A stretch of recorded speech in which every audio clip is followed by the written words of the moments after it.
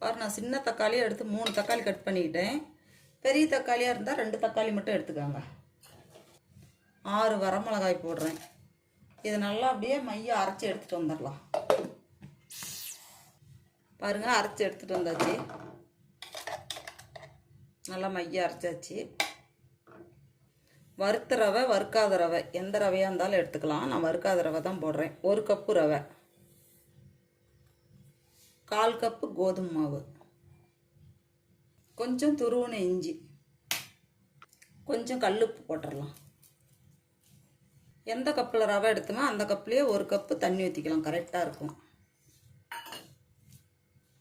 அப்படியே அரைச்சி எடுத்துகிட்டு வந்துடலாம்.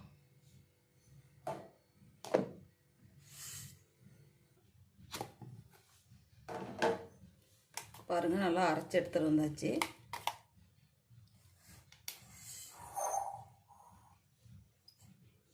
இப்போ நாம் இந்த பவுலுக்கு மாற்றிக்கலாம்.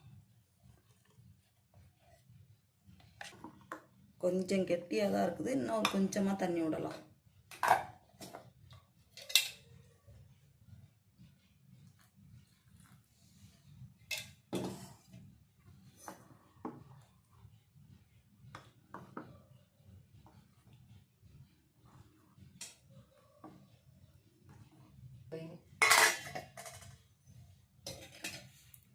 அப்படியே மூடி ஒரு 5 நிமிஷம் இருக்கட்டும். அதுக்குள்ளே அதுக்கு ஒரு சட்னி அரைச்சிக்கலாம். ஒரு மூடி தேங்காய் கட் பண்ணி, ஒரு 1/4 கப்பு கடலை, கொஞ்சமாக 2 பச்சை மிளகாய், கொஞ்சம் இஞ்சி, ஒரு பூண்டு புளி, 4 பல்லு பூண்டு, இதுக்கு கொஞ்சம் கல் உப்பு. கொஞ்சம் சட்னி அரைச்சி எடுத்துகிட்டு வந்துடலாம். பாருங்கள், இதுக்கு தேவையான அளவு தண்ணி ஊற்றி அரைச்சி எடுத்துகிட்டு வந்துடலாம். பாருங்கள், அரைச்சி எடுத்துகிட்டு வந்தாச்சு. பாருங்கள், ஒரு தாளிப்பு கொடுத்தாச்சு. சட்னி ரெடி ஆச்சு.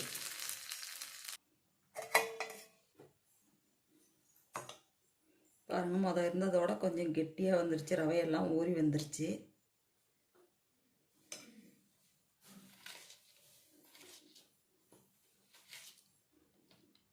இப்போ நம்ம ஆப்ப சோடா கொஞ்சம் போட்டுக்கலாம். அதுலேயே கொஞ்சமாக தண்ணி விட்டுக்கலாம்.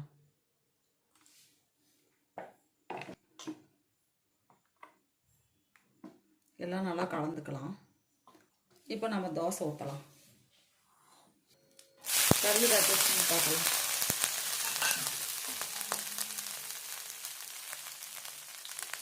பாருங்கள், காஞ்சிருச்சு. இப்போ நம்ம தோசை ஊற்றிக்கலாம்.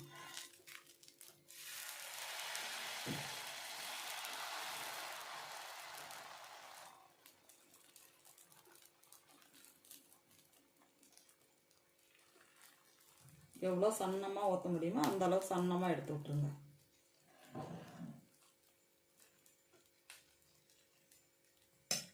இது மேலே கொஞ்சமாக எண்ணெய் விட்டுக்கலாம்.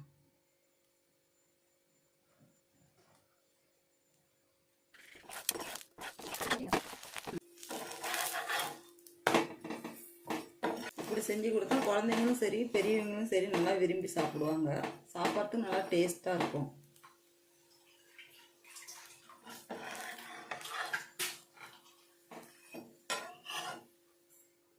ஒரு கப்பு ரவை, கொஞ்சம் ஒரு 1/4 கப்பு கோதுமை மாவு இருந்தால் போதும். காலையில் டிஃபன் டக்குன்னு செஞ்சு முடிச்சிடலாம்.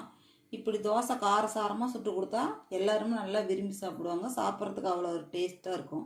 நான் செஞ்சது போலவே நீங்கள் ஒரு முறை செஞ்சு பாருங்கள்.